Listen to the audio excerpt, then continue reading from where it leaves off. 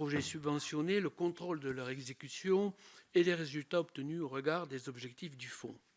Cette mission d'information a obtenu du Sénat de bénéficier des prérogatives des commissions d'enquête. Nous entendons aujourd'hui ensemble les représentants de 3 associations parmi les 17 associations qui ont bénéficié du fonds Marianne.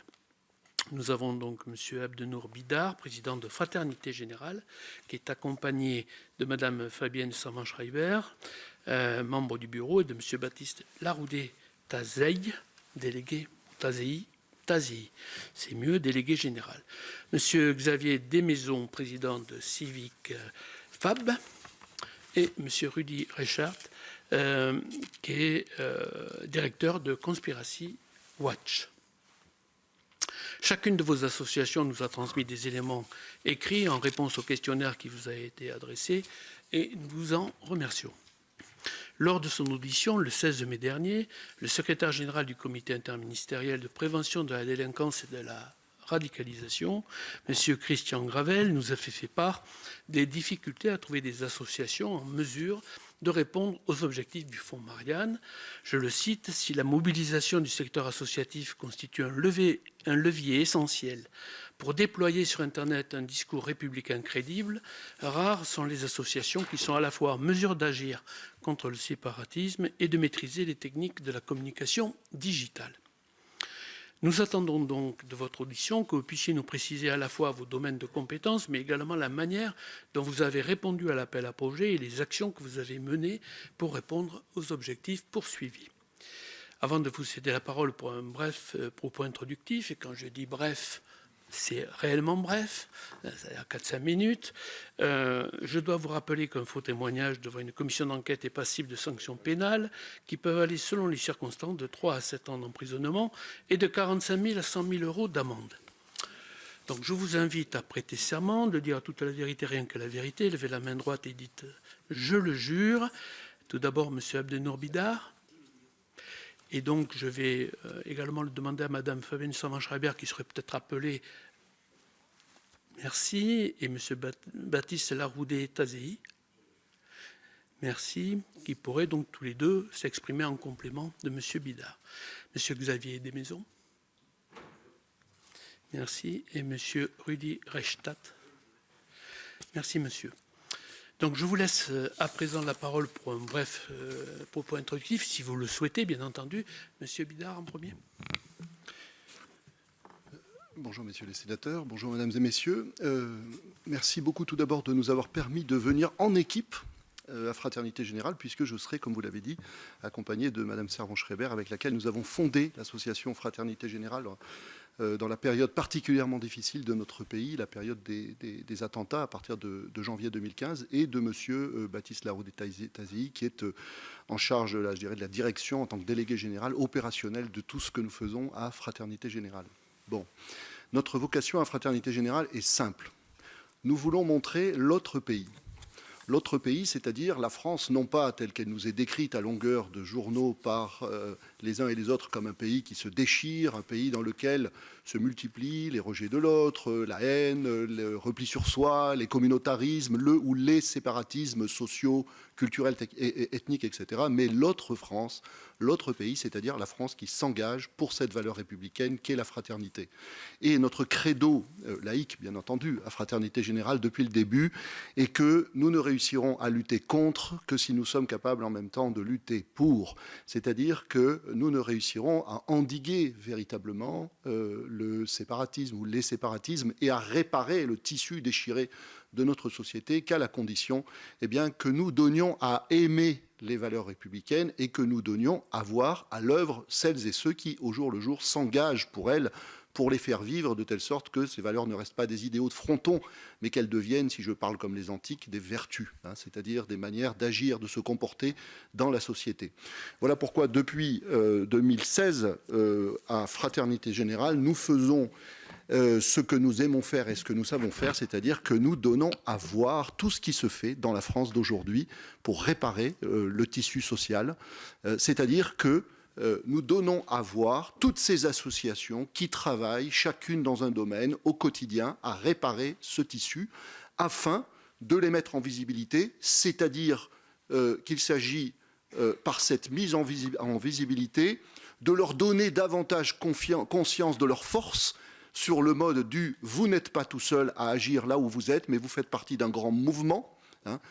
Et puis, évidemment, à effet de contagion, à effet communicatif, c'est-à-dire que le but est, en montrant ceux qui agissent déjà, de mettre en mouvement ceux qui n'agissent pas encore, par un effet, je disais, de contagion ou de galvanisation du désir d'engagement. Bon, nous le faisons à travers un certain nombre d'actions, de 4 grands types. Vous nous avez demandé d'être rapide, donc je vais être synthétique. Tout d'abord, une action en ligne. Nous travaillons énormément sur les réseaux sociaux.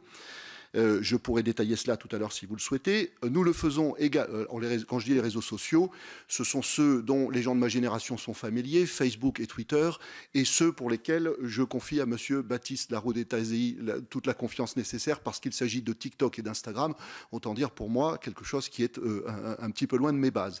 Donc nous sommes sur ces réseaux sociaux avec cette vocation, justement par ces médias jeunes, de toucher la jeunesse. La jeunesse, quand on dit la jeunesse comme ça, c'est un terme un petit peu passe-partout, ce sont les citoyens de demain.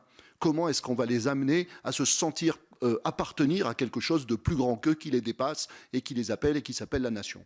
Bon, donc une action en ligne, une action audiovisuelle. Depuis 2016, nous proposons avec un partenariat, notamment avec France Télévisions, TF1, M6, tout un ensemble de médias, un partenariat de diffusion de clips qui mettent en scène la fraternité. Voilà comment la fraternité se fait au jour le jour dans notre société.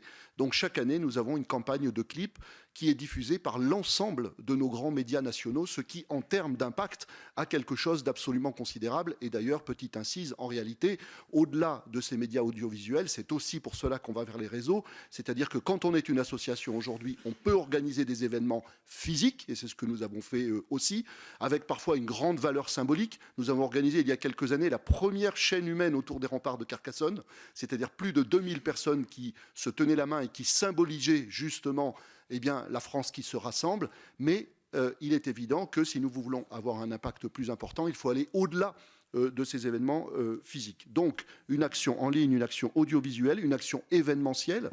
Nous avons organisé pendant des années des dîners en couleurs. Des dîners en couleurs, c'est-à-dire des dîners qui rassemblent toutes les classes sociales, toutes les couleurs, si vous voulez, socio, politico, culturalo, ethniques de notre société, pour montrer une France qui vit bien, une France qui est capable de se mélanger, de se respecter, de se comprendre, de s'entreconnaître, etc.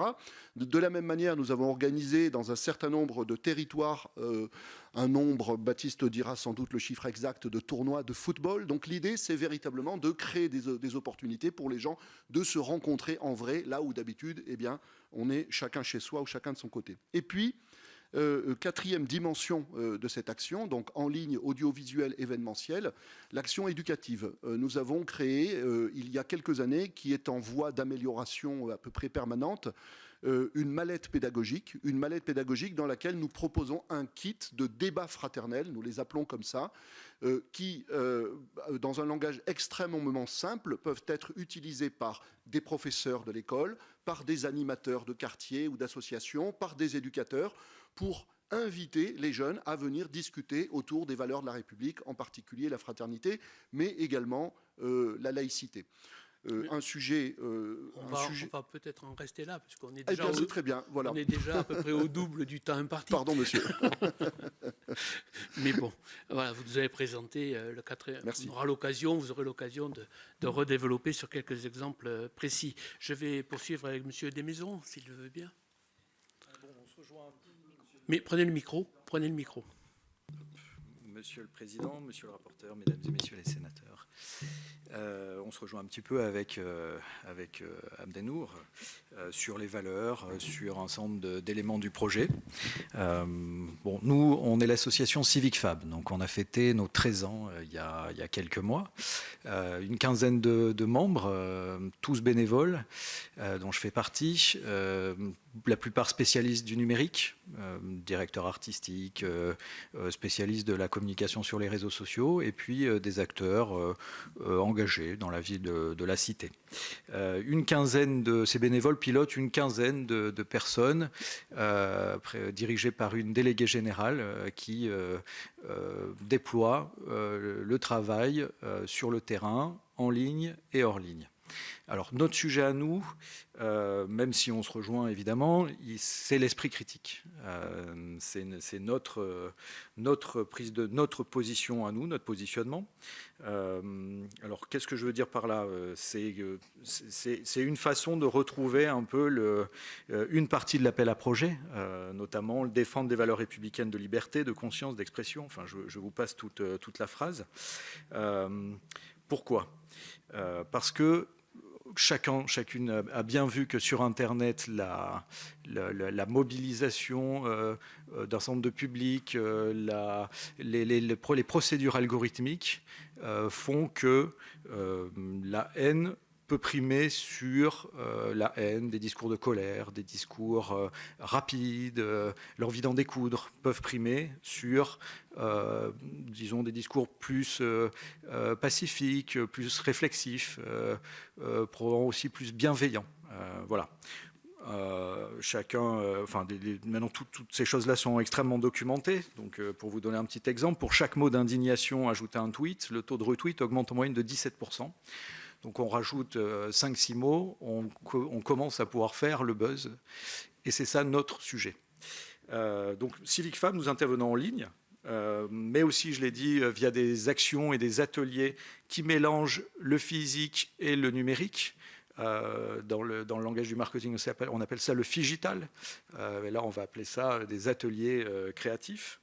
On dispose d'une communauté importante sur les réseaux sociaux, donc plus de 300 000 fans sur Facebook, et l'ensemble nous amène à plus de 350 000 personnes qui suivent nos communications, nos contenus, et qui nous permettent d'avoir un peu de puissance de frappe.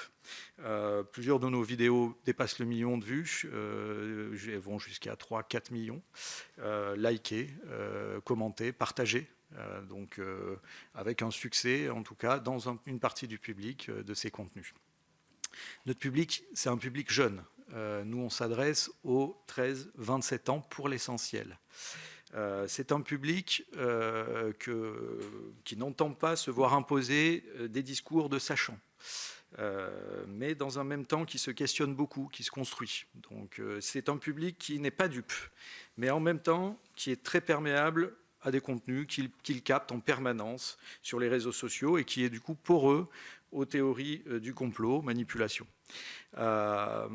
C'est un public qui a ses propres codes, qui a ses réflexions, qui a ses approches, qui a ses modes, qui changent rapidement. Et on a vu les mêmes personnes sur plusieurs années évoluer complètement et changer, revirer complètement de mode de vie, d'usage, de coutumes et d'opinion.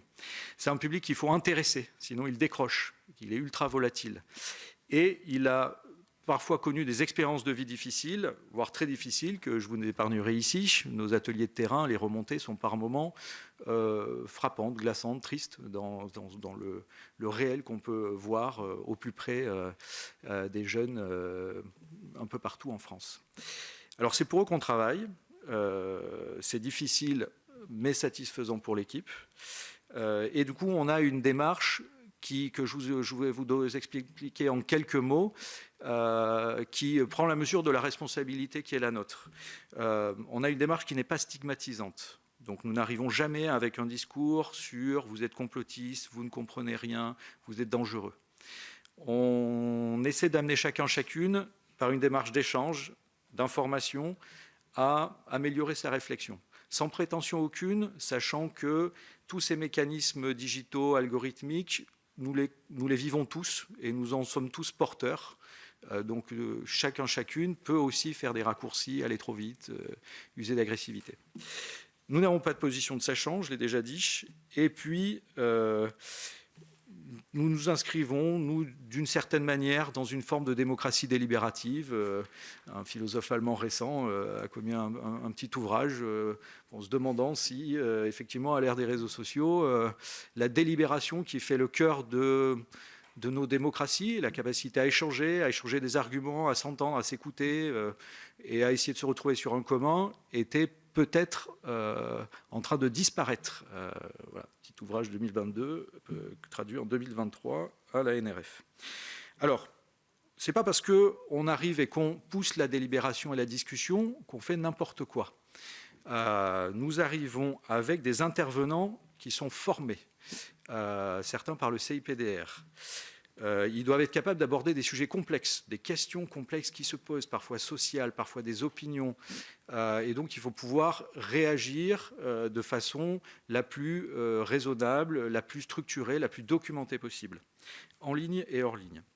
On a un double contrôle sur nos ateliers, avec des animateurs formés, je l'ai dit, des professeurs qui sont présents quand on intervient dans des écoles ou des collèges, et les animateurs eux-mêmes. Nous construisons à partir de documents, à partir de films, à partir d'éléments historiques, de références. Et puis, nous demandons à ces jeunes publics, quand il est possible, de produire quelque chose. Un travail écrit, une chanson, un tableau, des vidéos, surtout beaucoup des vidéos numériques, parce que ça aussi leur permet de décoder la façon dont se fait la production de contenu et comment elle peut aussi être travaillée. J'en finis, je pourrais développer. Donc nos programmes, ils ont pour objectif de développer l'esprit critique avec une démarche créative. Et je ne dis pas que c'est la seule méthode. C'est tout le sens que j'ai pensé du Fonds Marianne, qui était d'essayer d'agréger différentes approches, différents types d'associations qui pouvaient se retrouver dans un commun qui est les valeurs de la République, mais chacune avec leur approche personnelle, limitée mais intéressante. Voilà. Merci, Monsieur Dumézot. Monsieur Rachleit. Monsieur le Président, Monsieur le rapporteur, Mesdames, Messieurs les sénateurs, merci pour l'occasion que vous nous donnez aujourd'hui de nous exprimer devant vous. Très rapidement sur Conspiracy Watch, c'est un site internet créé en 2007 qui s'est professionnalisé à partir de 2017, qui est devenu un service de presse en ligne, qui est édité par une association Loi 1901, qui est l'Observatoire du conspirationnisme, dont je ne suis pas président, je suis le directeur, puisque je suis salarié de cette structure, et je suis à la fois le directeur de la publication et de la rédaction. C'est un site internet qui donc existe depuis plus de 15 ans, qui a une antériorité, une expertise reconnue sur ce sujet. Le Fonds Marianne a servi à aider des acteurs de la lutte contre la radicalisation en ligne. L'Observatoire du conspirationnisme en est un, et c'est même l'un des plus unanimement reconnus pour le sérieux de son action et la solidité de son travail sur le complotisme. Et c'est à ce titre-là que nous avons été soutenus dans le cadre de l'appel à projet Fonds Marianne.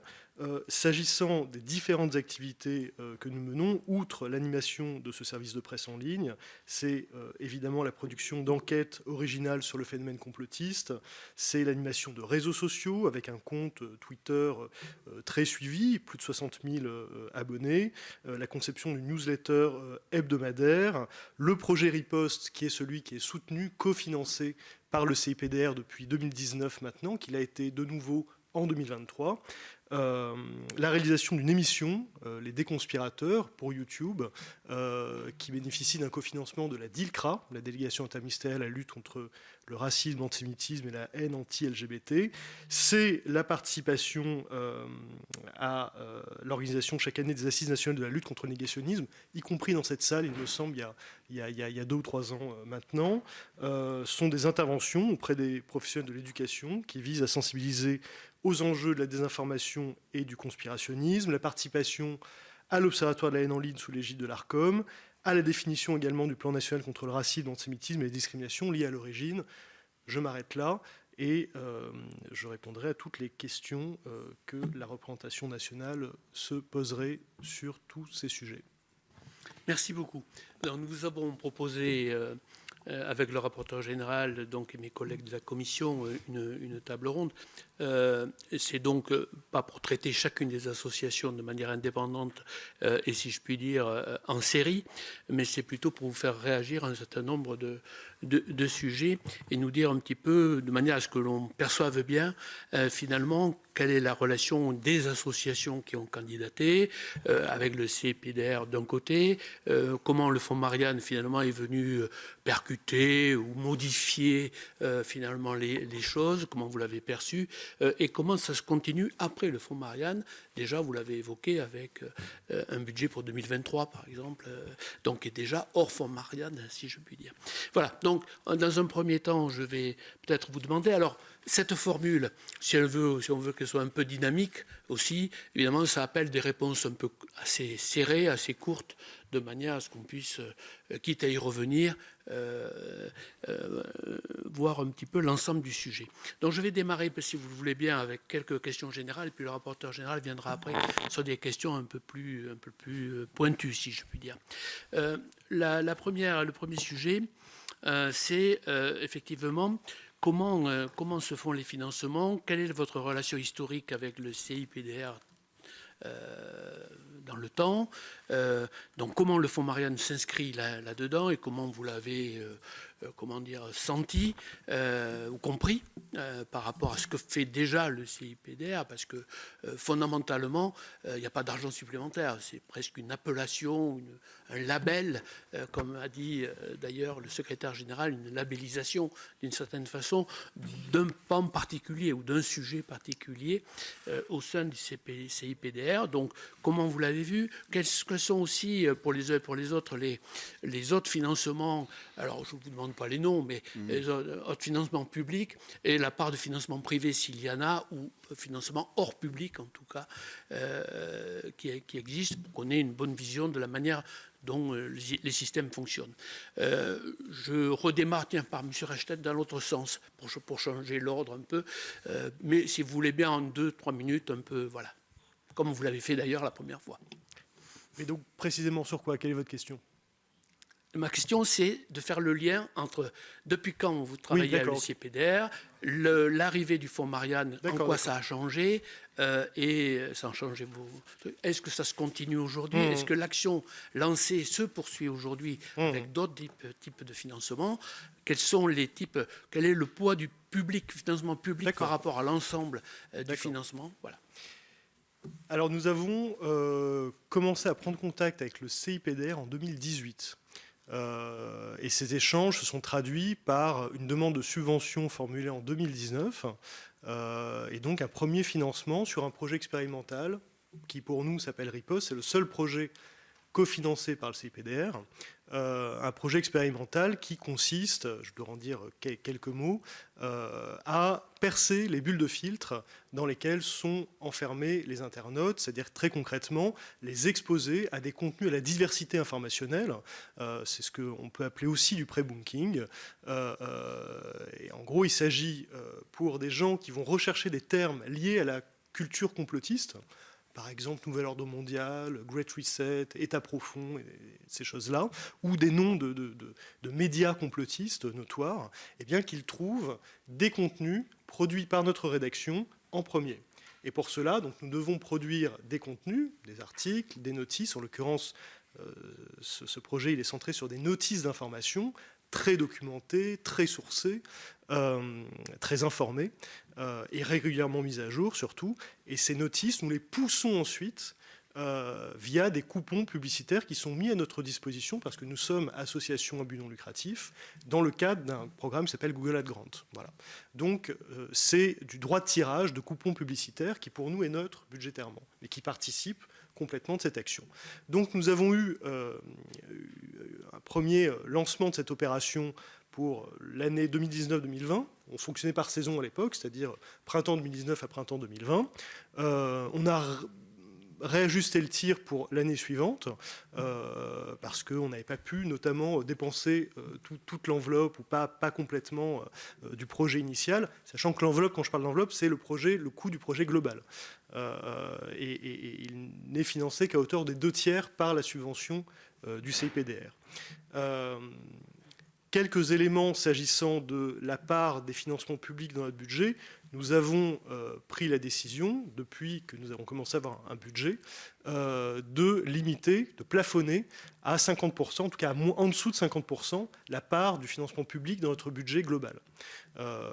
Parce qu'il nous semble que c'est sain de le faire comme ça. Sauf la première année, si je comprends bien, où il y avait 70%, c'est IPDR, c'est ce que vous avez dit. Mais là, vous parlez de l'action uniquement. Moi, je parle du budget global de l'association. Okay. Oui, je parle du budget global de l'association, pas de l'action.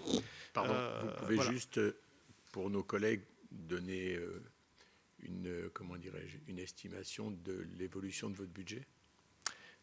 Du budget global de la SOS, vous voulez dire? Écoutez, depuis combien de temps? Depuis 2017? Oui. Écoutez, on a dû passer... 2017-2023. Oui. Écoutez, on a dû passer... Et on fera une droite. Non, mais je pense qu'on est passé autour de 150 000 à autour de 230 000 aujourd'hui. Voilà. On est dans cet étiage-là. Donc, nous avons choisi de ne jamais excéder 50% chaque année de financement public dans notre budget global.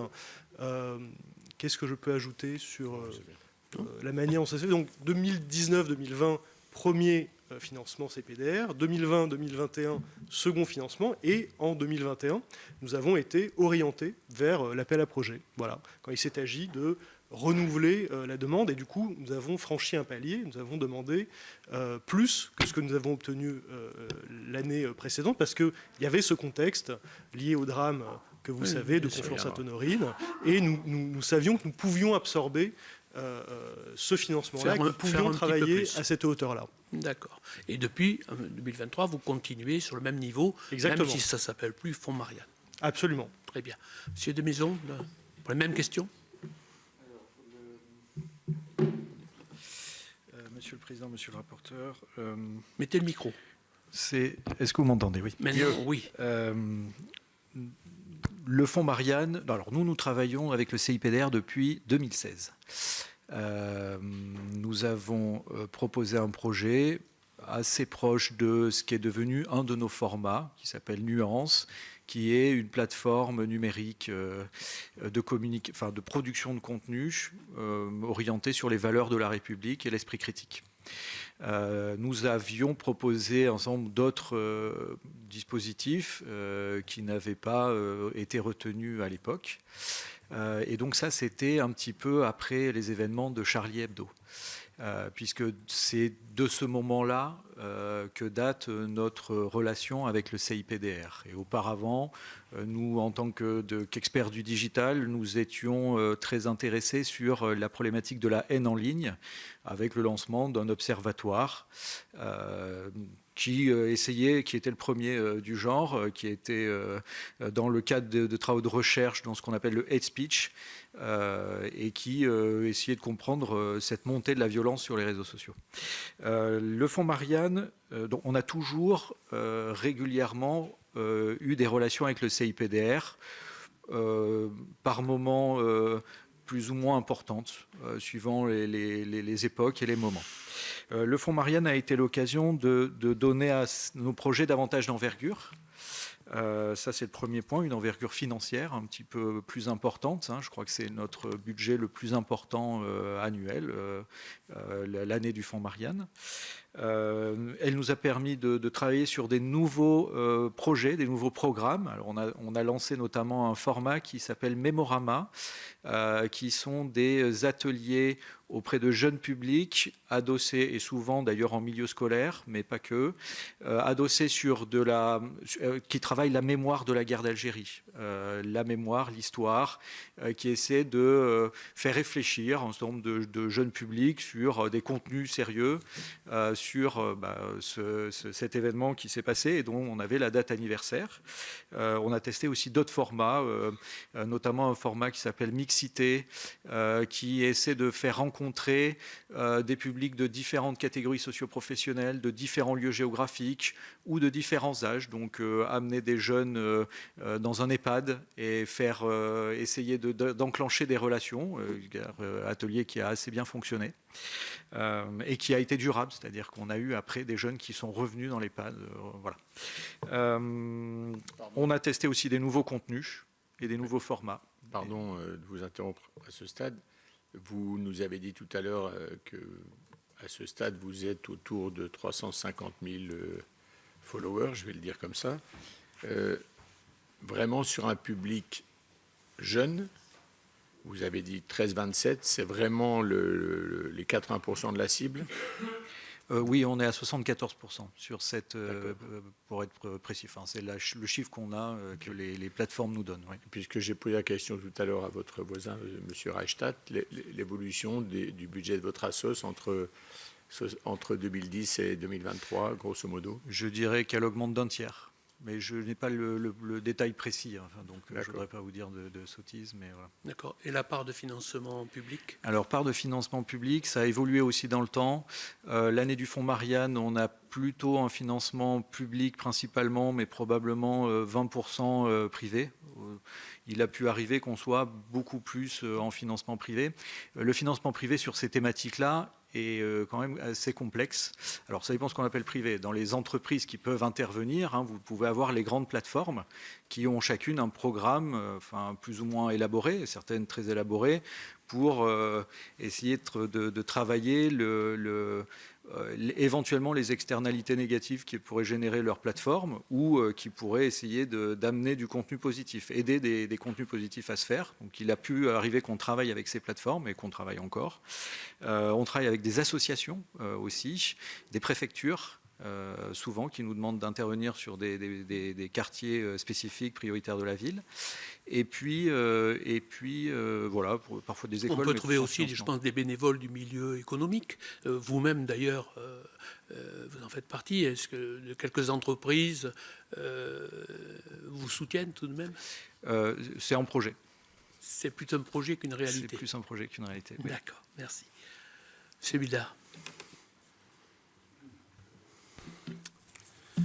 Merci, Monsieur le Président. Alors, Fabienne Servan-Schreiber, qui a fondé Fraternité Générale avec moi, était en contact avec le CIPDR depuis la campagne Allo Anti-Djihad qu'elle a initiée en 2015. Peut-être que vous souhaiterez l'interroger à ce sujet, puisque tout part de là. Il s'agissait alors d'assurer la réalisation d'une série de clips cherchant à faire connaître le numéro vert Stop Djihadisme mis en place par le gouvernement. Voilà.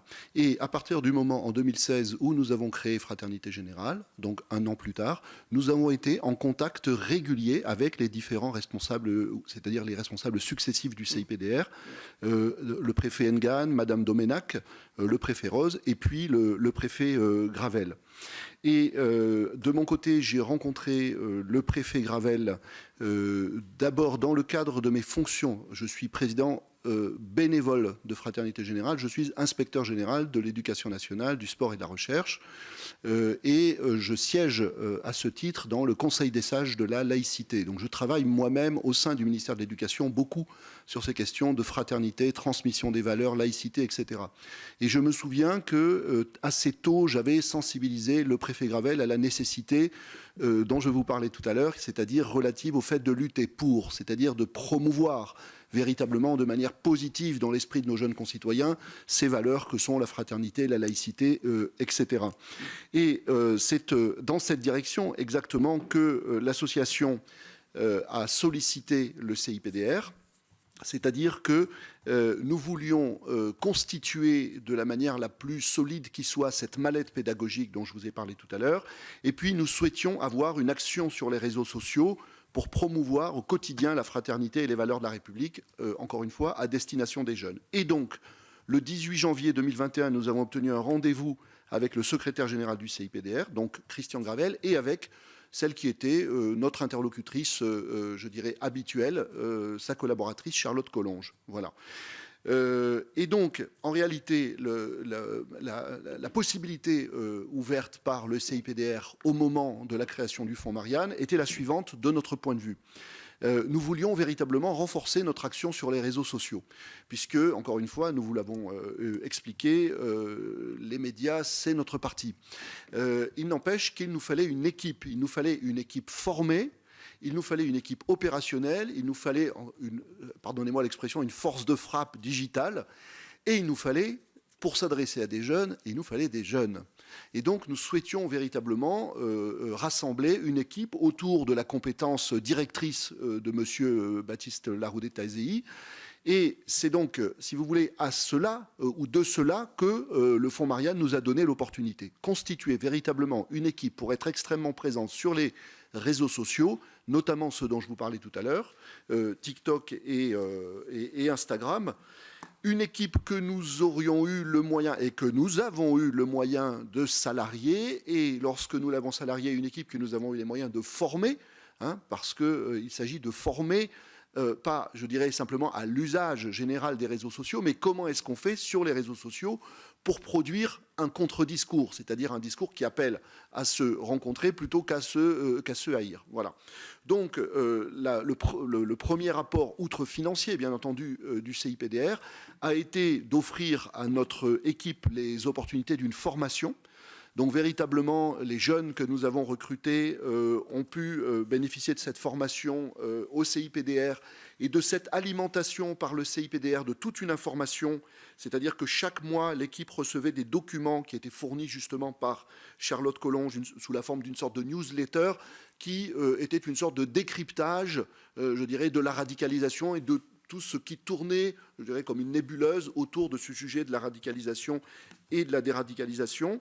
Voilà, donc une formation et puis ensuite une action, hein, parce que c'est de ça, je pense, dont vous, ce que vous voulez entendre concrètement.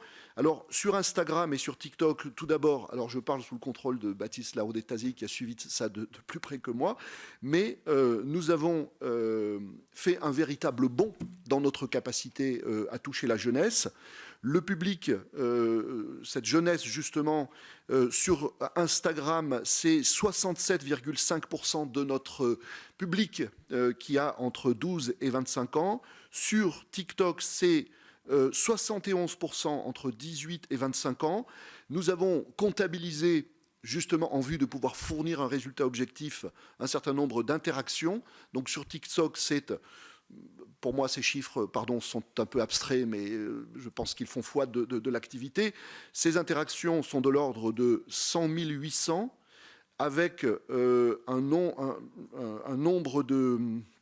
Comment on appelle ça? Baptiste, si tu peux venir à mon secours. Un nombre de clics, de comptes atteints, voilà. Un certain nombre de comptes atteints qui est particulièrement important. Alors, c'est pas... Oui, voilà, j'ai ce nombre de comptes atteints. Sur Instagram, c'est 7 millions de comptes atteints, un peu plus de 7 millions. Nous vous avons fourni le chiffre exact. Et puis sur TikTok, c'est un peu plus de 3,8 millions de comptes atteints. Mais je voudrais préciser encore quelque chose, si vous le permettez, c'est que, quelque chose qui est relatif au contenu de ce que nous donnons à voir sur TikTok et sur Instagram. En réalité, nous sommes dans notre, je dirais, notre cœur de cible ou notre cœur de métier, c'est-à-dire que nous donnons à voir la vie associative. Voilà.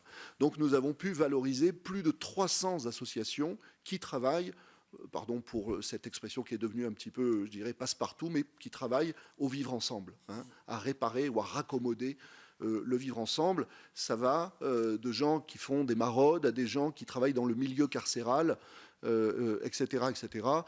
Donc nous donnons à voir, et d'ailleurs pas seulement dans notre société française, mais nous élargissons aussi la focale, de telle sorte que les jeunes que nous touchons s'aperçoivent que la fraternité, ce n'est pas une obsession française ou une lubie française, mais véritablement quelque chose qui se cherche aujourd'hui au niveau international. Il y a une autre façon de vivre ensemble que l'individualisme, l'égoïsme, etc., etc.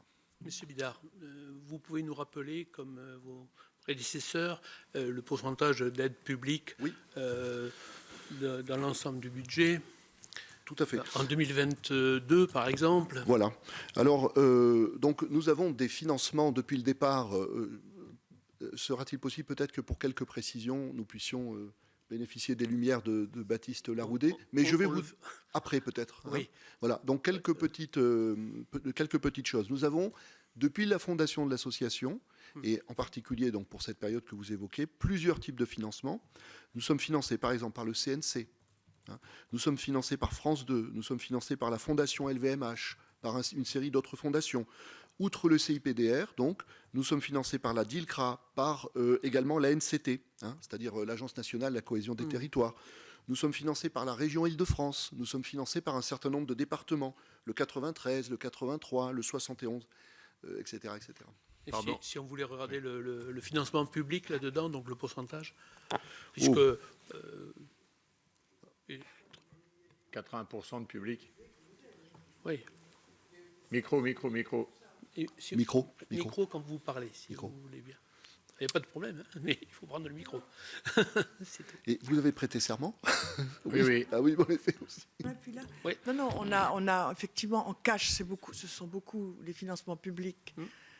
y compris, comme le disait Abdenour, des régions, mais il y a aussi des mécénats de compétences, que ce soit le BETC qui nous a aidés pendant des années, ou même ma propre société Ciné TV, puisque je suis productrice, et qui apporte toute la comptabilité, toutes ces choses-là.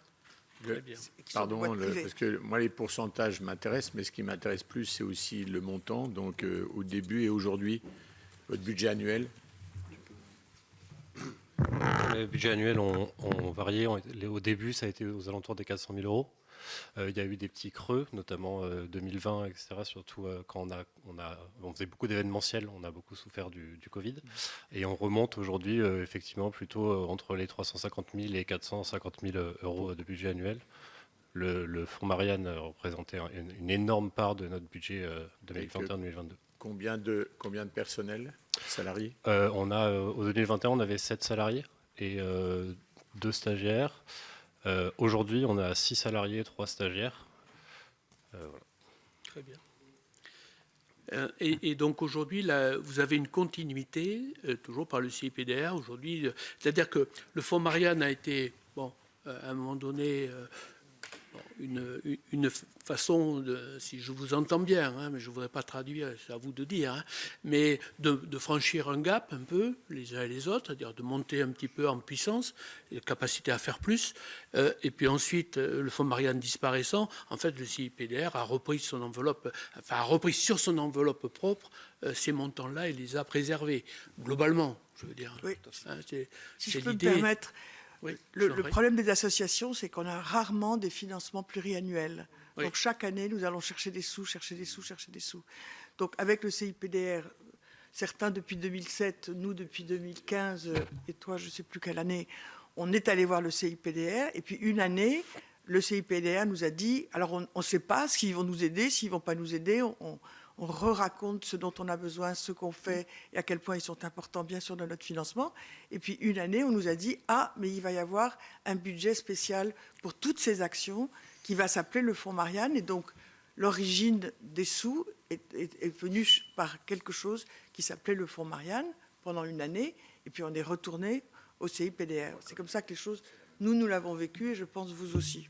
Mais le Fonds Marianne, c'est aussi le CIPDR. De toute façon, c'est une appellation, on va dire, à ce stade de l'action du CIPDR, et peut-être une occasion, effectivement, de monter un petit peu les budgets pour permettre de faire... Oui, sur la chaîne. Pour compléter, Monsieur le Président, et vous éclairer sur la manière dont on travaille avec le CIPDR, en tout cas pour vous faire part de mon expérience et de notre expérience à Conspiracy Watch, lorsque nous avons une action qui est cofinancée, eh bien, nous faisons des reportings réguliers. En tout cas, au moins une fois par mois. Parfois, chaque semaine, ça dépend.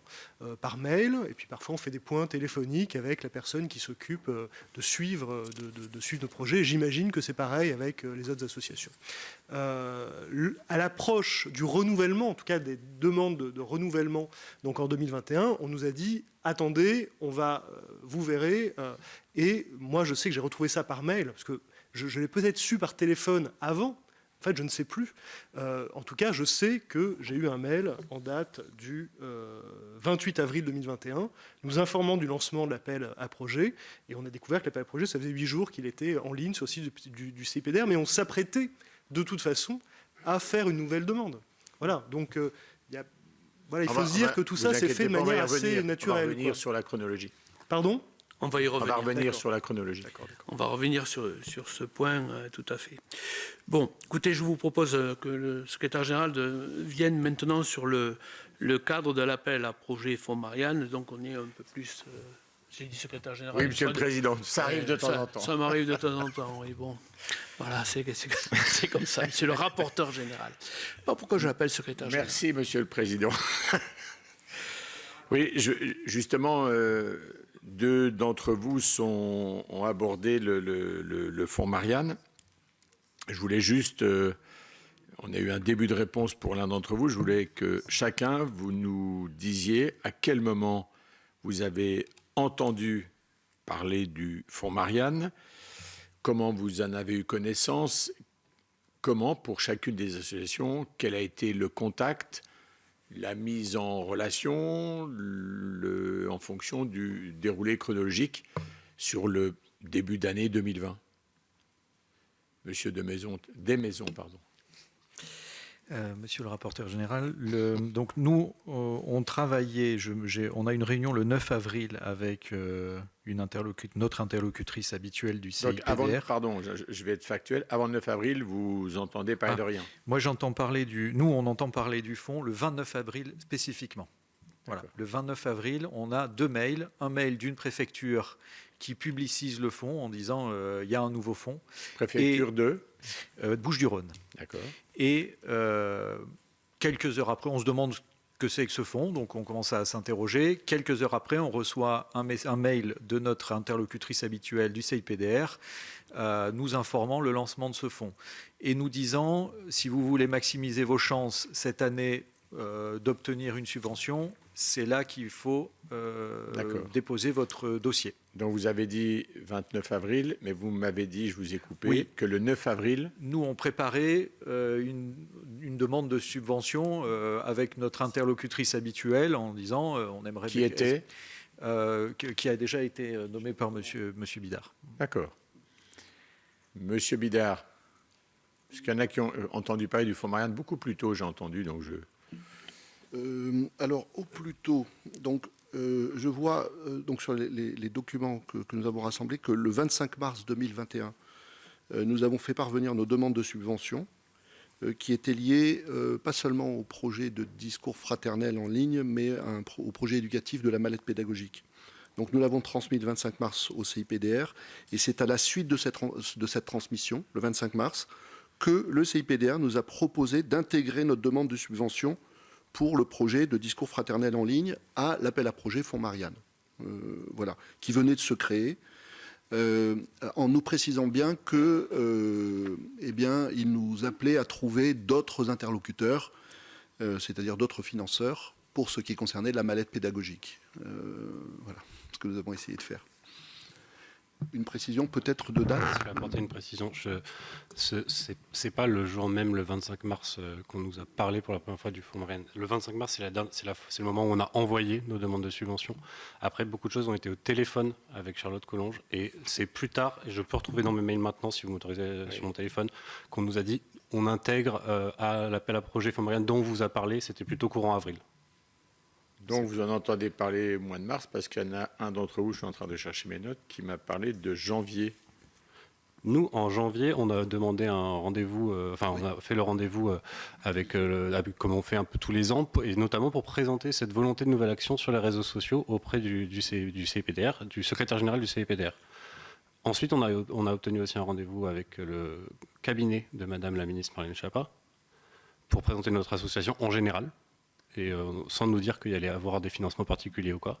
Vous faites un lien entre le CIPDR et le cabinet de la ministre ?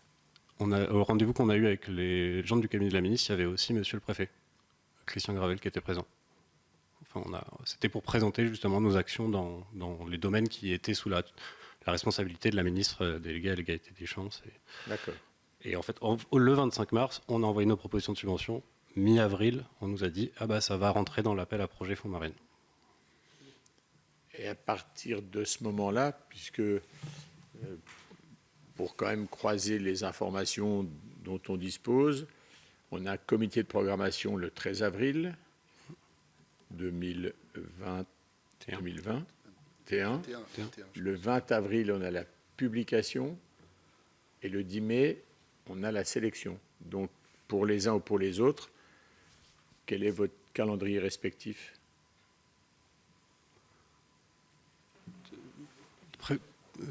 Précisément, c'est-à-dire Vous entendez parler d'informations. Après, il faut déposer, parce que j'ai des dates qui varient. Moi, j'essaie juste de comprendre, parce qu'après, il faudra recoller ce que les uns ou les autres... à partir de quand certains, visiblement, d'entre vous, de ce que vous nous dites là, ont des informations avant même le comité de programmation, d'autres plutôt après, j'ai entendu le 29. Donc j'essaie de savoir, de comprendre comment, dans un délai qui est déjà très contraint, comment les choses se déroulent pour les uns et pour les autres, parce qu'il y a quand même derrière, vous avez des représentants de la commission des finances, donc on essaie aussi de comprendre comment les choses sont ordonnées, quel est le respect des procédures et quel est dans un temps dont je reconnais qu'il est très court, mais parfois j'ai l'impression à vous entendre qu'il est presque encore comprimé, accéléré. Donc je veux juste savoir à quel moment vous avez eu vraiment l'information, à quel moment vous avez présenté le dossier, et à quel moment vous l'avez déposé et à quel moment il a été définitivement accepté. Il y a Alors, peut-être, on va retrouver ces dates. pour bien compléter, il y a la question de, par exemple, vous nous dites, on a présenté un dossier en amont. Tout à fait. Et finalement, on vous a dit après, ce dossier sera traité Fonds Marianne. Autrement dit, la question, par exemple, vous concernant, c'est est-ce que vous avez déposé un autre dossier ou non, c'est le même qui finalement a répondu à l'appel d'offres, qui a été qualifié après appel d'offres. Vous voyez ce que je veux dire? Sans que vous ayez besoin de redéposer formellement après l'appel d'offres. Est-ce que vous avez redéposé formellement ou pas? Non, c'est le même. C'est le même. Monsieur Desmaisons? Nous, notre délégué général m'envoie un petit WhatsApp pour me préciser. Donc nous, on dépose un dossier FIPDR le 9 avril. Enfin, c'est ce que j'ai l'impression de recevoir. Et le 29 avril, du coup, on apprend... qu'il est labellisé Fonds Marianne. On apprend qu'il y a un Fonds Marianne. Et du coup, là, je n'ai pas le calendrier, il a été fléché sur le Fonds Marianne. Voilà. Sans avoir été spécifiquement refait par rapport à un appel d'offres. Non. C'est votre dossier du 9 avril qui glisse sur Fonds Marianne. C'était notre projet. Le 10 mai, vous avez la sélection officielle. Alors, le 26 mai, nous obtenons une réponse informelle. Le 18 juin, nous avons une annonce officielle. Voilà. Très bien. Monsieur Rachat. Donc nous avons reçu un mail du CIPDR le 28 avril 2021. Nous avons fait de manière prioritaire la demande de subvention dans le cadre de l'appel à projet. Nous avons envoyé notre dossier de candidature le 7 mai 2021. Et nous avons reçu, pareil, un mail du CIPDR nous informait que notre projet était retenu le 18 juin 2021. Et par la suite, nous avons reçu un courrier officiel de Marlène Schiappa le 16 juillet 2021, mais le courrier en pièce jointe était daté du 4 juin 2021. Alors, il a dû être envoyé par ailleurs par voie postale. On a dû le récupérer, mais là, je peux vous dire ce qu'on a dans notre boîte mail, parce qu'on n'a pas épluché les autres documents. Voilà. Et est-ce que vous diriez que vous avez construit une proposition par rapport Oui. au cahier des charges? Oui. Oui. Oui. On s'est calé. Vous êtes calé sur le cahier des charges? Absolument, parce que l'idée est de faire coïncider le plus possible notre projet au cahier des charges de l'appel à projet, par définition, pour maximiser nos chances d'être retenus. Il se trouve que je vous le disais, on a ajusté notre projet Riposte, qui s'appelle toujours Riposte. Choix, oui. Pardon? Je pense que, excusez-moi, je pense que vous n'avez pas eu le choix, parce que 29 avril, vous déposez le 7 mai, vous êtes, sans le savoir, sélectionné le 10 mai, c'est... Oui, mais on s'attend chaque année à cette période-là à faire une demande de subvention quand même. On ne part pas de rien. Et puis on était fort de 2 années d'expérience, d'expérimentation de cette action. Ce qui me conduit à penser que les délais, alors les informations variables selon vos 3 associations, en termes de préinformation ou d'annonce autour du Fonds Marianne, comme de toute façon, vous œuvrez sur ce secteur-là depuis des années et qu'effectivement, j'entends, comme toutes les assurances, chaque année, il faut ajuster le tir. Ça ne vous a pas surpris outre mesure d'avoir des délais et à la fois peut-être un peu un manque de visibilité, mais des délais très courts pour répondre et ajuster. Oui, monsieur. Oui, si je peux me permettre, et pour aller tout à fait dans votre sens, vous l'avez compris, pour nous, manifestement, on est dans le même cas. Le CIPDR est depuis des années un interlocuteur régulier avec lequel la discussion se réengage pour ajuster chaque année. Voilà. Et c'est sur cette discussion qui s'était réengagée, c'est la date que je vous ai donnée, le 18 janvier 2021. Et donc, comme tous les ans, rien de nouveau sous le soleil. Donc on réengage la discussion, on se met d'accord avec le CIPDR sur ce qui constitue, nous, notre valeur ajoutée, c'est-à-dire ce qu'on sait faire, ce qu'on est capable de faire.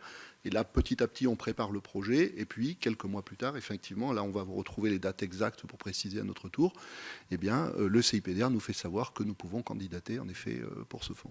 Étant entendu, que chaque année, vous fournissez des comptes rendus qu'ils vous sont demandés. Tout à fait. Qu'il y a éventuellement du dialogue. OK. Vous vouliez ajouter, pardon? Oui. Oui, je voulais simplement ajouter, avec quand même un élément nouveau qui est un contexte lourd lié à ce qui s'est passé en octobre 2020. C'est-à-dire qu'on a tout ça en tête à cette époque-là quand même. J'entends que vous avez ça en tête, mais ce qu'on a parfois du mal à voir, c'est la ligne frontière, si j'allais dire, entre l'annonce du fonds Marianne, les appels à projets, je dirais, habituels, et puis cet appel à projet au regard, effectivement, d'une annonce dont le préfet Gravel a expliqué qu'il y a une décision politique de créer un fonds Marianne, en fait, de plutôt labelliser une partie de la dotation sous la forme de fonds Marianne annoncé à 2,5 millions et qui finit à un peu plus de 2 millions. Donc, c'est tout. Moi, je vous dis, hein, j'essaie juste de comprendre. Voilà.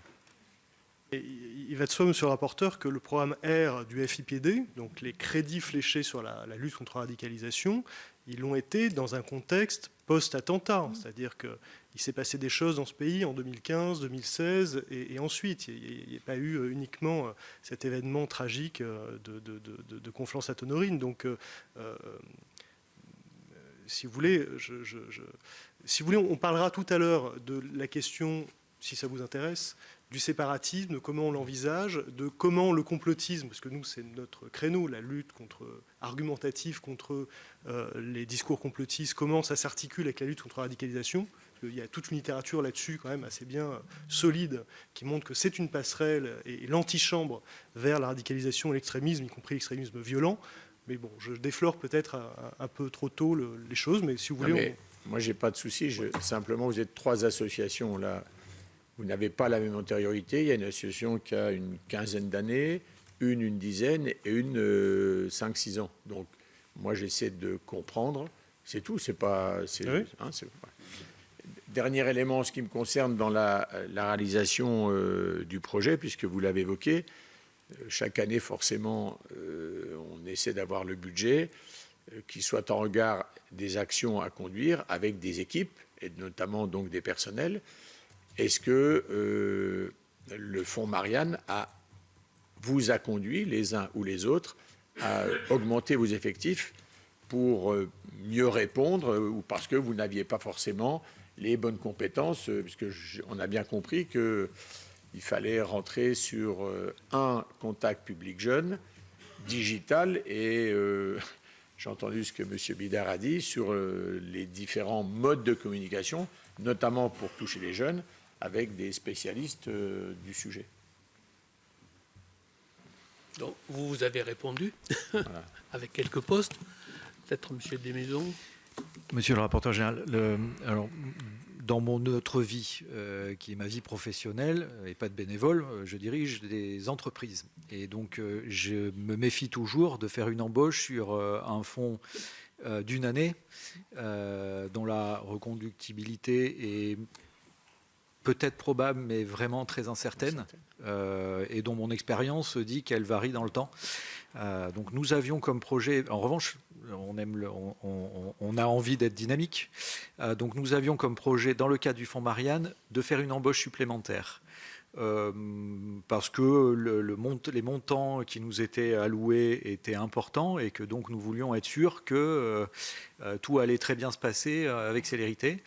On n'a pas réussi à faire cette embauche et donc nous avons du coup moins dépensé cette année-là, donc pas dépensé l'intégralité de la somme qui nous était allouée. Voilà.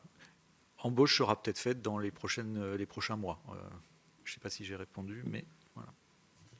Oui, vous avez répondu, pas d'embauche. Alors, nous concernant, nous sommes 2 salariés, un 3e a été embauché en CDD en décembre dernier et une 4e en février 2023. Pardon, donc décembre 2022. Oui, 2022, oui. Or, oui. Et s'agissant de l'action financée dans le cadre du fonds Marianne, nous étions 7 à intervenir dessus. Ma binôme Valérie Gounet, moi-même, nous étions tous les 2 salariés, 2 prestataires, en la personne de Tristan Mendès France, qui était le pilote de cette action précisément, un journaliste, et 3 stagiaires ont participé à des moments différents à l'action également. Mais ai-je en conclu que vous êtes resté à effectif constant? Vous voulez dire en équivalent temps plein? Oui. Voilà, non, mais Oui. faut On est resté effectif faut aussi constant. on a besoin, nous, d'être factuels pour comprendre. En revanche, nous avons décaissé des prestations, des rémunérations, voilà, qu'on n'aurait pas autrement. Si je peux rebondir, pardon. Oui.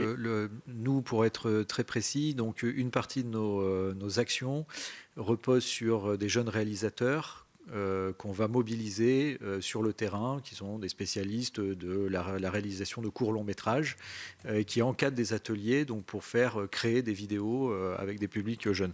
On a doublé le nombre de réalisateurs qu'on a pu mobiliser et donc former, et qui par moment doivent continuer même à faire ce format d'atelier, certains. Voilà. Très bien. Monsieur Bidard, vous aviez... Micro. Donc, outre les précisions qui ont déjà été apportées, nous avons eu l'opportunité à ce moment-là de salarier 5 personnes supplémentaires. Donc, pour nous, vraiment, c'était quelque chose de très important, que je souhaiterais aussi restaurer, souligner sur le temps long, enfin un petit peu plus long. Ça a été rapidement évoqué tout à l'heure. La période Covid a été extrêmement difficile pour le monde associatif. Et elle a non seulement été difficile, mais elle a été véritablement le moment d'une prise de conscience. La prise de conscience était qu'il y avait une fragilité très forte à organiser des événements en présentiel, comme on dit aujourd'hui. Voilà. Et cela nous a convaincus, dans la réflexion au long cours que nous avons au sein de l'association, qu'il fallait faire un surcroît d'efforts, justement, au niveau de la présence sur les réseaux sociaux, c'est-à-dire au niveau de ce qui est numérique, dématérialisé. Voilà. Et donc, c'est dans ce contexte-là que, véritablement, cette opportunité en a été une, de salarier 5 personnes supplémentaires et de constituer une équipe. Donc, au total, une équipe, Baptiste, je parle sous ton contrôle, de 7 personnes, qui a été active, comme je l'ai décrit, sur les réseaux sociaux, à partir... Alors, est-ce que ça s'appelle une plateforme qui s'appelle Le Bon Côté des Choses? Le BCDC, non, c'est pas une plateforme. C'est-à-dire qu'on a créé, si vous voulez, on a utilisé un outil ad hoc que je vais laisser Baptiste décrire. C'est juste dans les différentes stratégies qu'on a évoquées pour réussir à intéresser ce public qui a certes beaucoup d'appétence pour plein de sociétés, mais qui est très volatile, qui est le public jeune sur les réseaux sociaux. Il fallait un nom un peu plus jeune que Fraternité Générale. Ça leur plaisait pas du tout. Donc on a BCDC pour Bon Côté des Choses, mais c'est juste le nom des comptes Instagram et TikTok de Fraternité Générale. Et l'équipe, depuis, on a toujours cette équipe-là. On a adapté certains postes en fonction de l'évolution qu'on a vue, notamment avec les rapports mensuels qu'on fait au CIPDR et qu'on fait depuis le début de toutes les actions, où on a vu que on pêchait un peu là-dedans, etc. Et donc maintenant, on a une équipe de 4 salariés et 3 stagiaires qui s'occupent de nos actions sur les réseaux sociaux.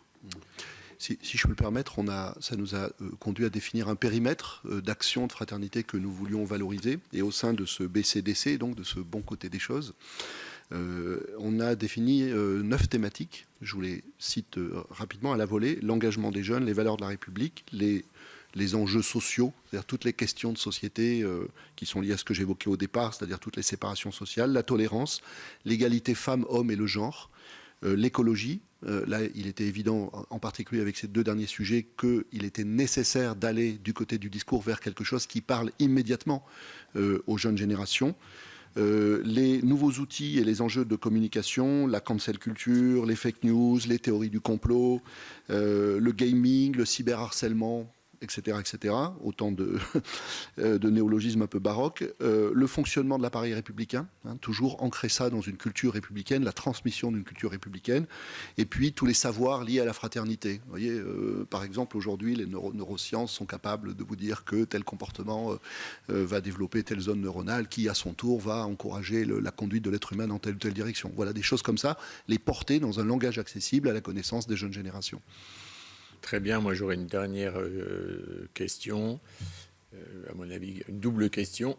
Donc si vous avez des éléments plus précis que ce que vous avez donné là, s'il y a eu des évolutions d'effectifs liées au fonds Marianne, et puis après à son effacement et qui ont modifié les effectifs de vos associations, faites-les nous suivre, ça nous permet de mieux comprendre, parce que je rappelle quand même que nous sommes sur le fonds Marianne, lequel,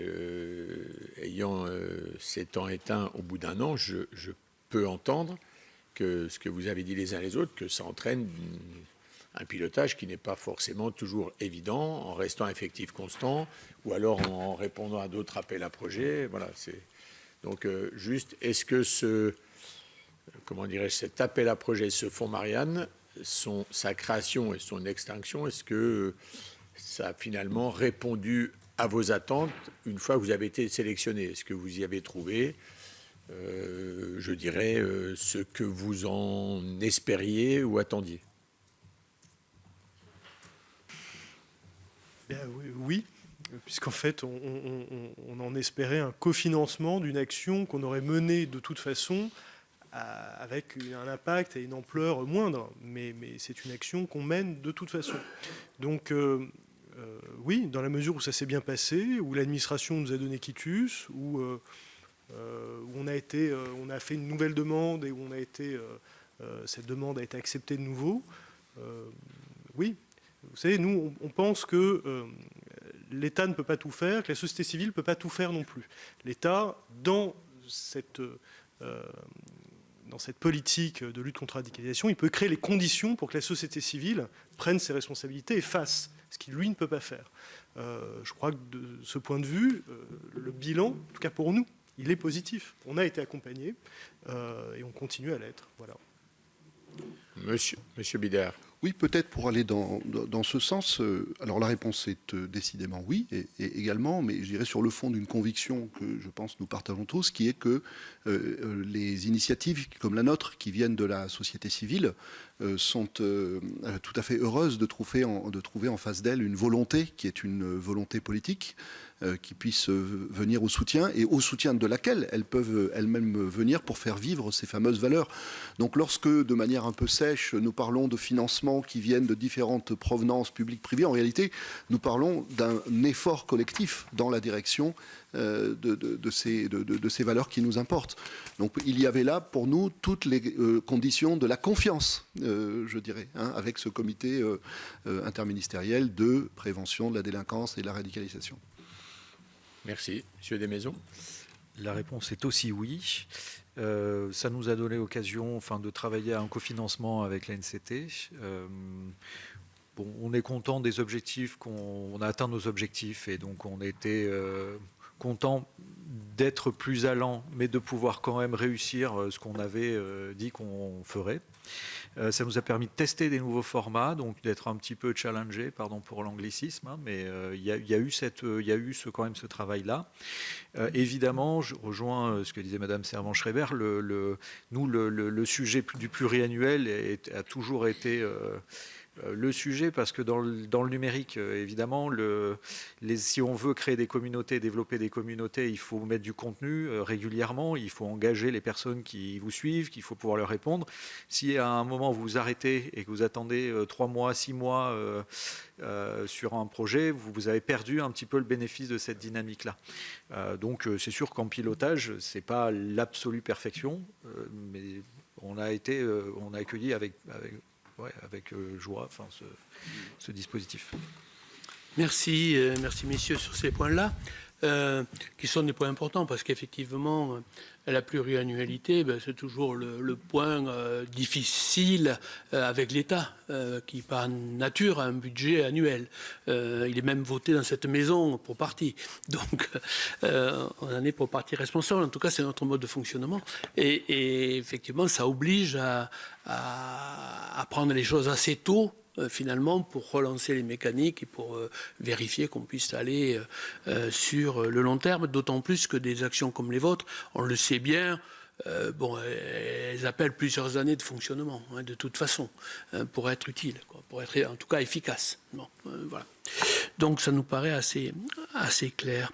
Alors, on voudrait revenir sur quelques sujets. Alors, on n'est pas très surpris de vos réponses, puisque finalement, ce que vous nous dites, c'est on travaille depuis quelques années avec le CIPDR. À un moment donné, le financement s'est appelé Fonds Marianne, très bien. On revient dans le financement classique CIPDR, mais au niveau qui a été monté par le Fonds Marianne. Et donc, bon, finalement, voilà, ça fonctionne. Bon, c'est ce que vous nous avez dit, me semble-t-il. Un point sur l'échange avec les interlocuteurs. Là, vous avez dit qu'il y avait une espèce de continuité mensuelle, etc. Nous, on a cru noter qu'il y avait eu une variation, enfin, avec le départ de la personne que vous avez citée, c'est-à-dire en décembre 2021, il n'y a plus la responsable chargée justement du suivi et ça se répartit entre 3 ou 4 personnes.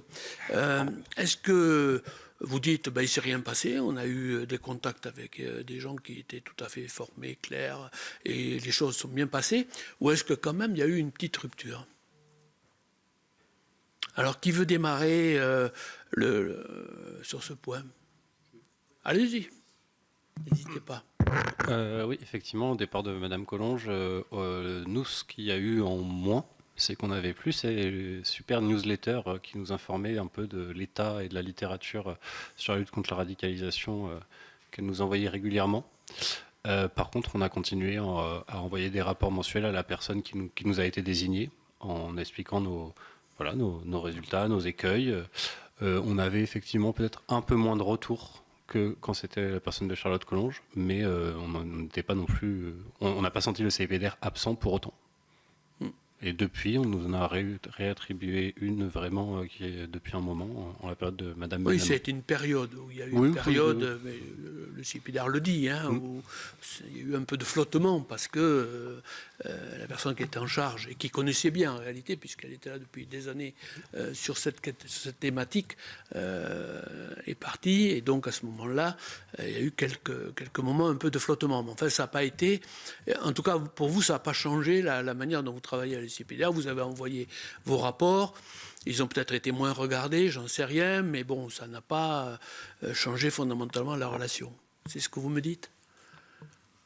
Oui, globalement. Vous confirmez ça? Oui, globalement, je confirme. On avait affaire à une grande professionnelle, donc avec des méthodes de travail fonctionnelles pour nous. Évidemment, quand on change de personne, il faut reapprendre à se connaître, il faut retravailler. C'est pas inintéressant non plus, parce que ça permet de se re-questionner sur un certain nombre de choses qui sont faites. Donc, moi, j'ai plutôt une impression de continuité. Avec probablement cette phase de transition, effectivement. Même chose. Effectivement, alors vous voyez, je n'aurais pas su spontanément dater le départ de la chef de mission qu'on évoquait à l'instant.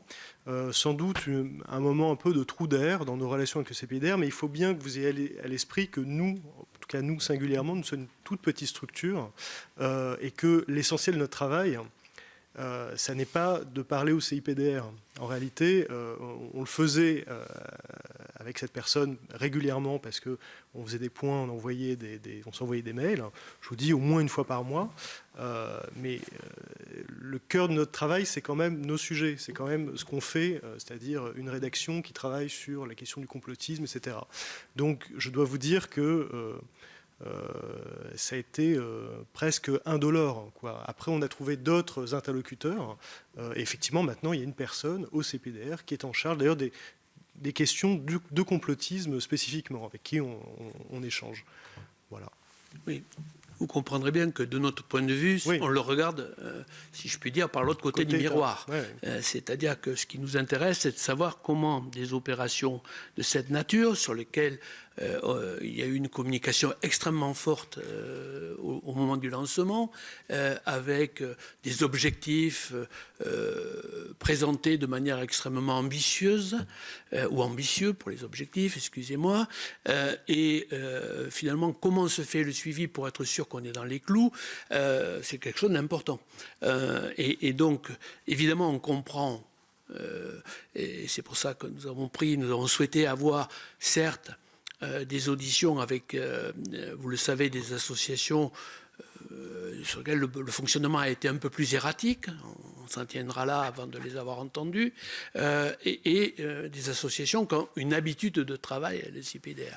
Mais pour nous, ce n'est pas tout à fait, sans importance que de savoir que même si vous êtes évidemment dans votre job, si je puis dire, et dans votre rôle, bien, la relation au CPIDR et d'une certaine façon le contrôle des contenus, qui est bien le sujet qui peut toucher certaines associations, se fait bien correctement par le CIPDR, vous voyez, tout au long.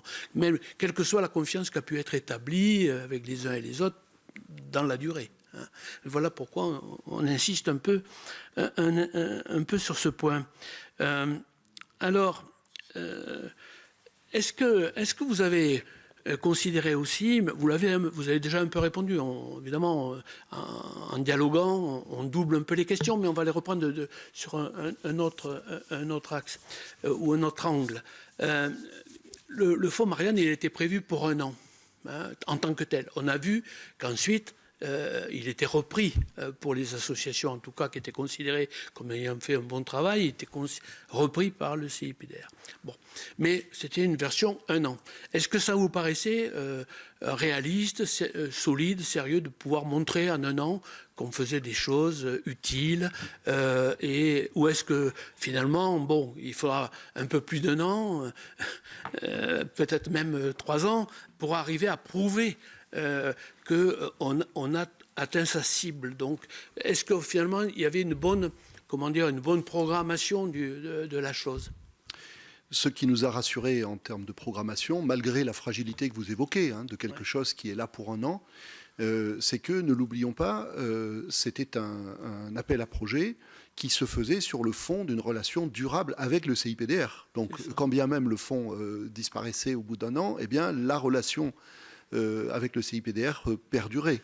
Donc effectivement, en soi, c'était assez fragile, mais nous avions alors 2 choses, je dirais. D'une part, nous avions bon espoir qu'il s'agissait là d'un épisode supplémentaire qui consoliderait encore notre relation avec le CIPDR.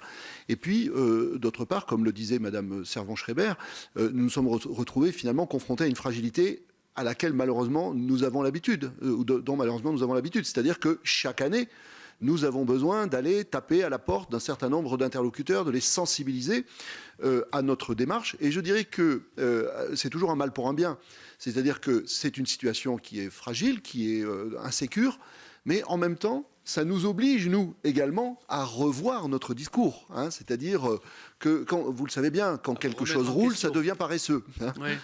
Voilà. Donc, c'est un exercice également, et nous le prenions comme tel. Donc, il n'y avait pas d'inquiétude particulière. D'autant moins que, en réalité, c'est la même chose au niveau du contenu. C'est-à-dire que nous avions l'opportunité d'en mettre un coup, si vous me passez l'expression, dans notre task force sur les réseaux sociaux.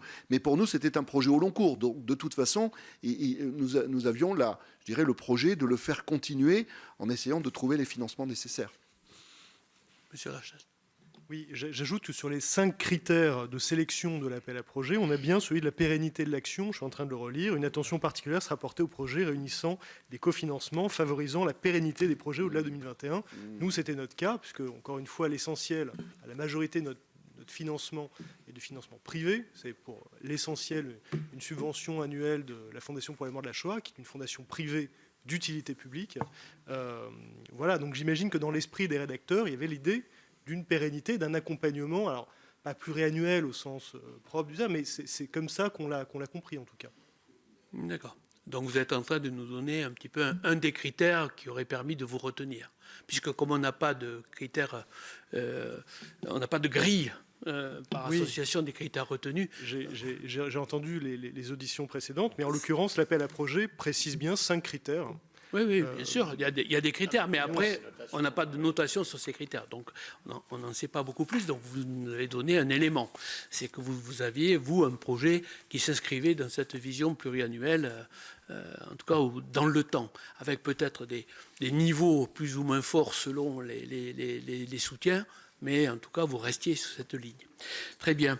On va terminer avec M. Desmaisons, là pour Civic Fab. Donc, il y a eu un avenant qui a été signé pour vous. Donc, pourquoi ce délai supplémentaire jusqu'au 30 juin 2022 a-t-il été sollicité? Peut-être parce que l'action a démarré plus tard, enfin, vous allez nous le dire. Et puis, Civic Fab, vous avez été finalement le premier à avoir fait l'objet d'un contrôle. Alors, c'est pour une raison, une erreur, semble-t-il, du CPDR. En tout cas, ils l'ont présenté comme ça. Ils vous ont donné trop tôt des financements, bon, peu importe. Donc, c'est pas sur le fond. Mais par contre, du coup, comment ce contrôle s'est-il déroulé et quelles en étaient les conclusions? Je rebondis sur le point précédent. Oui. Il y a toujours une question du moment de versement de la subvention. Pour nous, c'est septembre 2021. Pour la première partie. Pour la première partie. C'est-à-dire que pour ceux qui étaient en démarrage d'association, je ne sais pas comment ça s'est passé pour LE, mais il est sûr qu'il est difficile d'engager des fonds avec un petit délai. Je ne crois pas que ça... Enfin, c'est un point à garder en tête. Pour nous aussi, qui avons un peu plus de fonds de roulement, pas beaucoup, mais un peu, et une capacité à escalader, entre guillemets, puisqu'on a des bénévoles, et s'il y a besoin, on peut... monter, on est déjà beaucoup de gens compétents pour pouvoir faire les actions, on a une expérience, on a ce qu'il faut. Voilà. Donc ça, c'était mon petit modulo dans le grand, dans la discussion sur laquelle je suis d'accord. Voilà. Nous, on a demandé effectivement une prorogation de mars à juin 2022 de notre subvention, ce qui est quelque chose que ma déléguée générale dit faire de façon classique, pas forcément systématique, mais pas particulièrement, enfin ça l'a pas surprise particulièrement. On est sur une année Covid, on a des événements.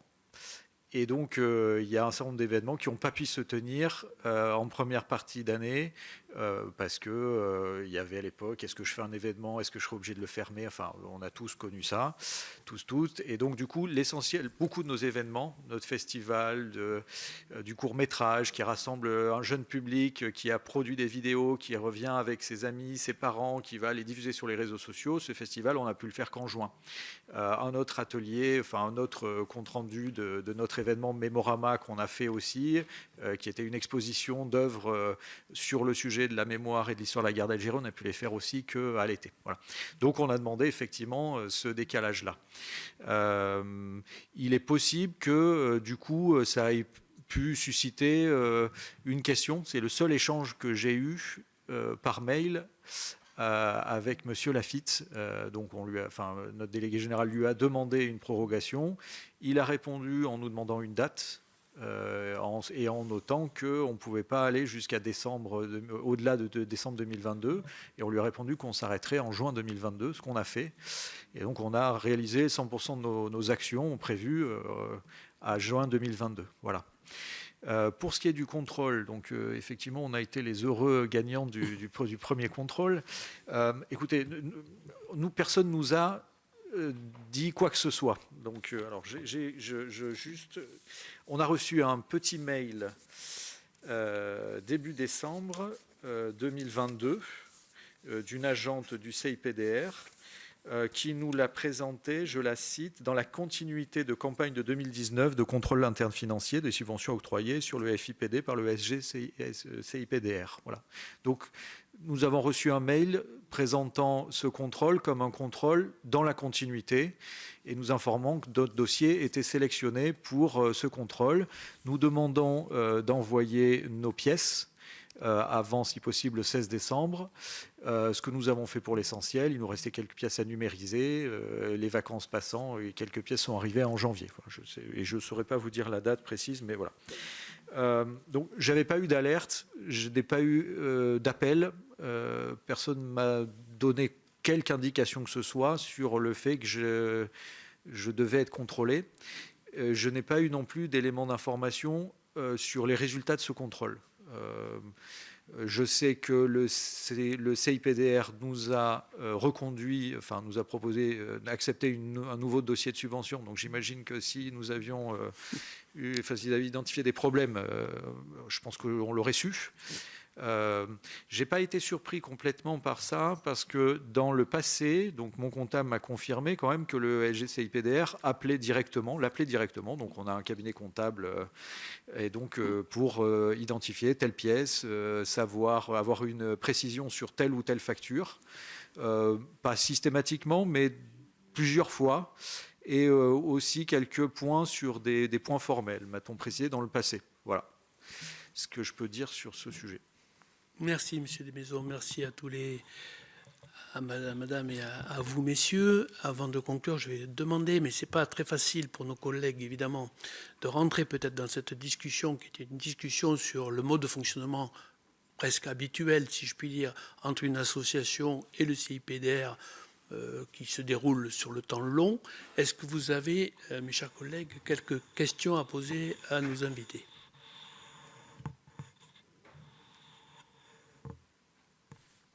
Je n'en vois pas, donc ça veut dire que le rapporteur général et moi-même avons posé les questions qui s'imposaient. Merci d'y avoir répondu très, très clairement et très largement. Vous pouvez nous envoyer évidemment des compléments si vous le souhaitez, en plus des documents que vous nous avez déjà fait passer, mais par rapport aux questions qu'on vous a posées, si cela vous paraît utile. En tout cas, merci de nous avoir rejoints pour cette audition. Merci. Merci.